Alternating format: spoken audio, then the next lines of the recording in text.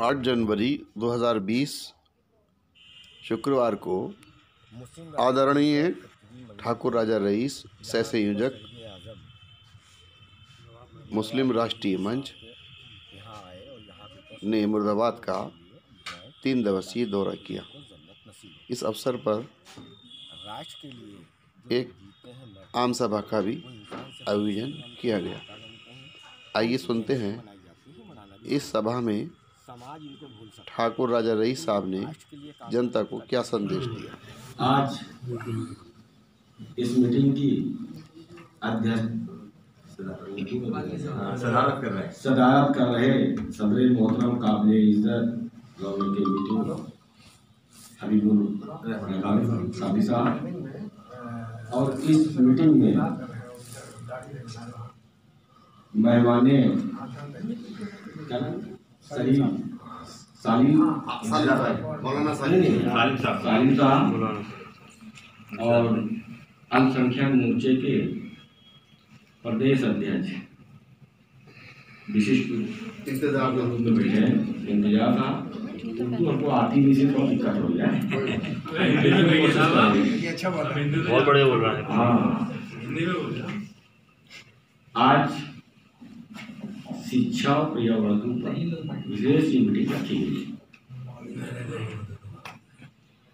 शिक्षा के लिए जिसे तुषार साहब ने कहा कि सूरह इकरा उतरी और सूरह इकरा उतरने के बाद पहुंचने पर ठाकुर राजा रईस साहब का कार्यकर्ताओं ने जोरदार स्वागत किया। क्योंकि इस अवसर पर मुख्यतः वरिष्ठ पत्रकार जनाब मुर्तजा इकबाल साहब, जनाब परवेज खान साहब, इशरत अली एडवोकेट साहब, हमारे देश में अब्दुल कदीर साहब, नईमुद्दीन शिक्षा के केंद्र थे तब संपूर्ण साहब के अलावा भी कई सारे कार्यकर्ता इस मौके पर मौजूद रहे। शक्तियों की सर्वांगीण विकास के जागरण के केंद्र होना करते तभी हमारा समाज और देश परम प्रभावशाली की ओर था। ये शिक्षा है और शिक्षा जहां जहां इज्जत और शोहरत चलेगी उसके पीछे पीछे शिक्षा चलेगी और जहां शिक्षा नहीं होगी वहां दौलत होगी नहीं। इसकी हदीस भी है, वाक़ई भी। इसलिए शिक्षा होगी तभी आप काउंटर मार पाओगे, वरना हम कल कहेंगे कि मुसलमानों को अगर यहाँ इनकी आबादी बढ़ेगी तो धाने देने जगह नहीं मिलेगी, तो उसका खंडन कैसे करोगे क्योंकि आप शिक्षित होंगे। इसलिए आधी रोटी खाएंगे, बच्चों को पढ़ाएंगे, तालीम के लिए वतन के लिए। क्योंकि हुजूर सल्लल्लाहु अलैहि वसल्लम ने फरमाया है हुब्बुल वतनी निस्फुल ईमान। हिंदुस्तान की संस्कृति तहजीब में धर्म कहा है जो देश के लिए जीते हैं मरते हैं वो इंसान से फरिश्ते बनते हैं, देवता बन जाते हैं। हम तारीख इतिहास में देखेंगे कि राणा प्रताप के साथ मिलकर हकीम खान खुद ने अकबर के विरुद्ध, कहीं राणा शाहजहां के साथ मिलकर हसन खान नवाबी ने बाबर के विरुद्ध, कहीं झांसी की रानी तात्या टोपे ने गुलाम गौस खान तथा खुदा बख्श, कहीं बहादुर शाह जफर अजीमुल्ला बेगम हजरत महल थे जिन्होंने नारा दिया था फिरंगी मारो देश बचाओ आजादी लाओ। नेताजी सुभाष के साथ कैप्टन आबिद हसन व मेजर शौकत अली। तो ये आप समझो भाई, हमारे यहाँ भी आपके यहाँ भी महापुरुष पैदा हुए और जो देश के लिए जीते हैं मरते हैं उनकी जयंतियां मनाई जाती हैं, उर्स होते हैं, उनको हम याद करते हैं ताकि हमारी आने वाली संस्कृति उसी परंपरा में रस खान रहीम गाजी को कालेबेग ताजा बीबी मर्दाना गरीब नवाज, अगर जिन्होंने माली की सच्ची बंदगी की सेवा की उन्हीं के तो नाम आज चल रहे हैं, उन्हीं के नाम चल रहे हैं। हमको बड़ा अच्छा लगा कि मुरादाबाद में इतना अच्छा गुरुकुल, इतनी अच्छी कि हम कल्पना नहीं कर सकते थे। और मैं वादा कर रहा हूँ ये आने वाले समय में ही मुश्किल होगी।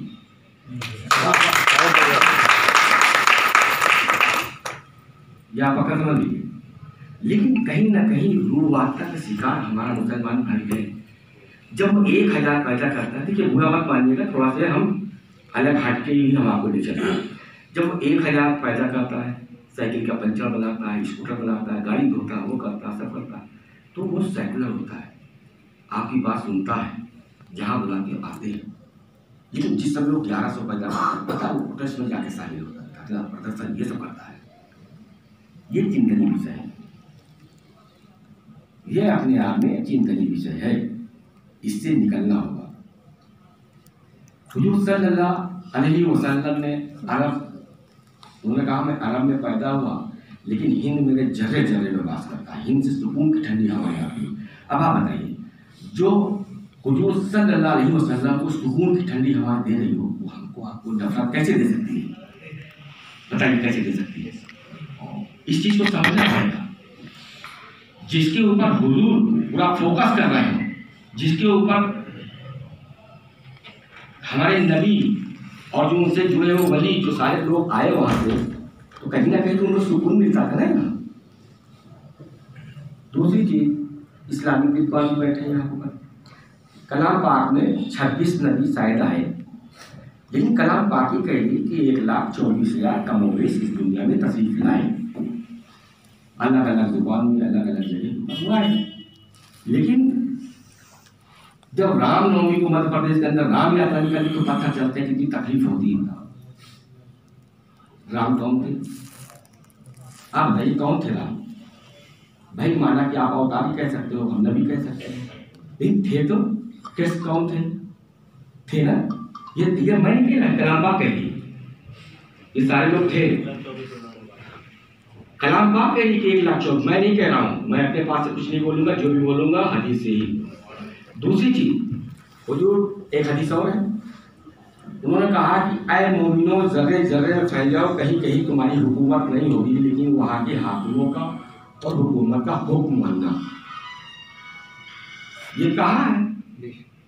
और जब आप नहीं मानते हो, आपसे नहीं करते हो, वो करते हो, तो कहीं ना कहीं हुजूर की शान गुस्ताखी करते हो। इसको समझना होगा इस चीज को। इसलिए एक मालिक, एक खालिक, हम सब उसकी मखलूक। भाई हमारे महाराज मनु है तो वो आपके आदम हुआ है, कोई नहीं। अगर वो इंसान का बच्चा है, सबके अपने कलमे हैं, किसी को काफिर नहीं कह सकते, कहीं नहीं सकते काफिर, क्योंकि उनके अपने कलमे हैं। भाई गुरु गोविंद जी हो गए 500 वर्ष पहले, उनका बाइट कर रहे होंगे, बाइट करें।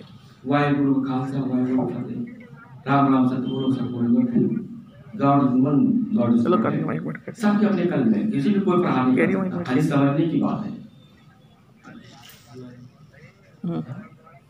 1441 के पूर्व में जब यहाँ इस्लाम नहीं था, एक भी मुस्लिम नहीं था, जब मोहम्मद साहब के नाम पे पहली मस्जिद केरल में हिंदू राजा,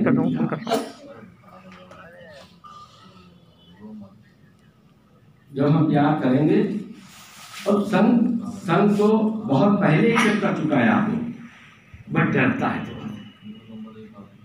वो डरता है कि कहीं हम इनको कोई चीज दे दें, कल को कहीं वो आई सा कि एजेंट ना निकल आए, कहीं कुछ ना निकल आए, कहीं कुछ ना हो जाए, भाई इतनी सी बात डरता है।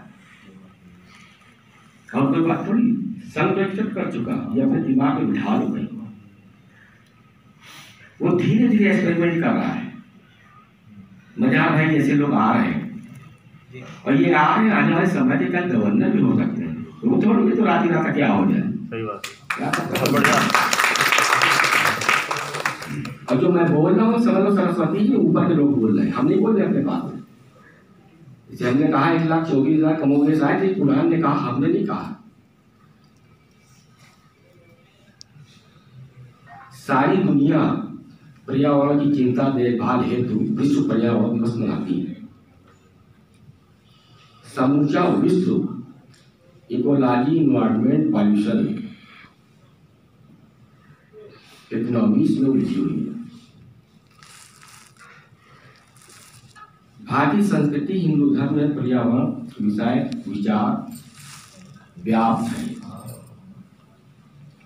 हम सवेरे उठने के पश्चात सैया से जब भूमि को स्पर्श करते हैं तब भूमि पर पैर रखने से पहले स्तोत्र ईश्वर का वंदन करते हैं। इस बीच क्या होता है, जिस समय हम जानवर को काटते हैं उसके शरीर से जो वाइब्रेशन निकलती है, निगेटिव वेव्स निकलते हैं, जो उसकी औयत निकलती है, वातावरण में भय और चिंता की लहरें होती हैं। जो प्रकृति अपनी संतान की पीड़ा से विचलित होती है, जिसमें मनुष्य आपस में विभिन्न देश प्रदेशों में दंगे करेंगे, इसकी आइडियोलॉजी को भी समझना पड़ेगा, थोड़ा सा अलग हट के हम चल रहे। इसीलिए हदीस में कहा गया है कि पशु पक्षी पेड़ पौधे अल्लाह की रहमत है, इन पे तुम रहे करोगे, तुम पे अल्लाह।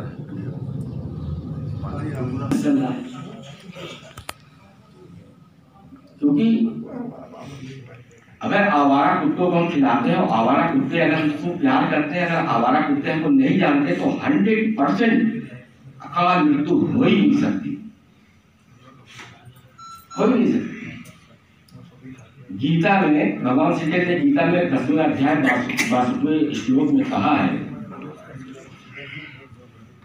सभी वृक्षों में मैं पीपल हूं। उन्होंने कहा मैं पीपल हूं। बहुत लोगों ने पीपल को बड़ा पवित्र माना, क्योंकि गौतम बुद्ध ने इसी वृक्ष के नीचे ज्ञान प्राप्त किया, जो रात को ऑक्सीजन देता है। पीपल का एक वृक्ष अपने जीवन काल में लगभग 2.750 किलोग्राम कार्बन डाइऑक्साइड वायुमंडल से खींचता है। उसके बदले में 1.750 ये हमको ऑक्सीजन देता है, देता है। इसलिए पर्यावरण आज नष्ट हो रहा है और इसकी चिंता करनी पड़ेगी। पर्यावरण का प्राकृतिक जगह से संबंध है। हमारे चारों में क्या है, भूमि, जल, वायु, आकाश, जीव जंतु यानी जिसमें हम अवगत हैं। हमारे मनुष्य जीवन में जो चारों विद्यमान है पर्यावरण कहलाता है, जो हमारे अस्तित्व के लिए आवश्यक है और हमारे विकास के लिए। आज पर्यावरण नष्ट हो रहा है। एक शब्द चल पड़ा है प्रदूषण, जिसको अंग्रेजी में पॉल्यूशन कहते हैं। प्रदूषण क्या है? प्रदूषण का अर्थ है पर्यावरण में असंतुलन उत्पन्न करना। यह असंतुलन होने का मतलब यह है कि पर्यावरण के जीवन में रसनाई और न जाने किस प्रकार के उसमें जो है तत्व उसमें भूल गए हैं, जिसको कहा जा सकता है कि हम उसको वापस नहीं कर सकते। ग्लेशियर गंगोत्री में प्रति वर्ष 1 मीटर नीचे जा रहा है, 1 मीटर नीचे जा रहा है। तो पर्यावरण की चिंता तभी आप कर सकते हो कि अपने पूरे जीवन काल में, और जब आयु आपकी पूरी हो रही हो और आपने एक भी पौधा नहीं लगाया, तो यकीन जानो हदीस कह गई जहन्नुम में जाओगे। इस्लामी विद्वान में है खोजो एक पौधा मत है लगाना है। हकीम लुकमान वो 1 लाख पौधों से अपने ध्यान से पूछ लिया कि आप किस काम आ सकते हो। उन्होंने पौधों से ही काम ले लिया, लोगों को रोग मुक्त किया।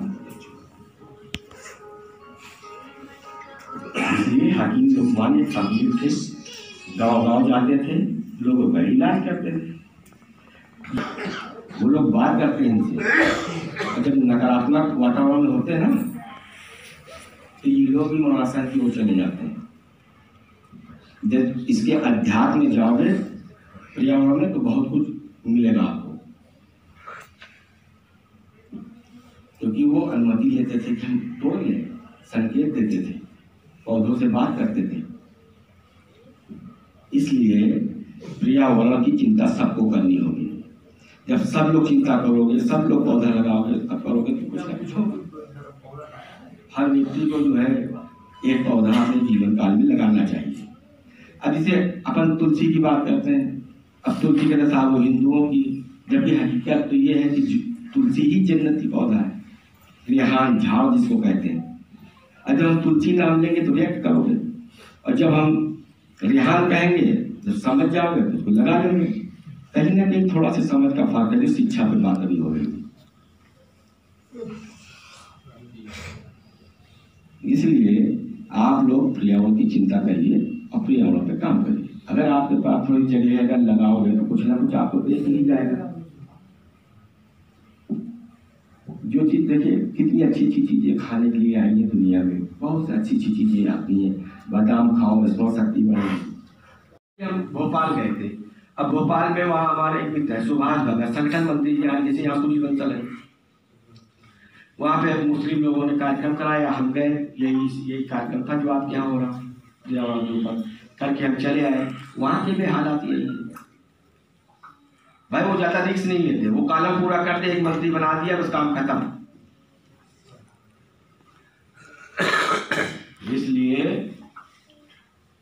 अभी भी वक्त है। जीवन जिंदगी बर्बाद करने से कुछ नहीं मिलेगा। अल्लाह ने दिमाग दिया है, उस दिमाग को यूज करो, ठीक है, गलत फहमी मत दीजिए। देखिए गीता में भगवान श्री कृष्ण ने कहा है कार्य कर फल की इच्छा न कर। वो भी नबी थे, उन्होंने इसलिए कहा कि कार्य कर फल की इच्छा न कर, तो उनको मालूम था कि ईश्वर परिश्रम अपने पास नहीं रखता है, वो तो दे देगा। लेकिन जिस समय आप मांगते हो ना, उस समय खत्म हो जाते हो। मांगने से कोई चीज मिलती नहीं, ना मौत मिले ना कोई चीज मिले। इसलिए आपने देखा होगा कि व्यक्ति काम करता है सपा में, मिलता है बसपा में, काम करता है बसपा में, मिलता है सपा में। होता है ना, तब कब उसको मिलना है। हकीकत जो आप काम कर रहे हो मिलना ही है, क्योंकि परिश्रम कभी खाली नहीं जाता।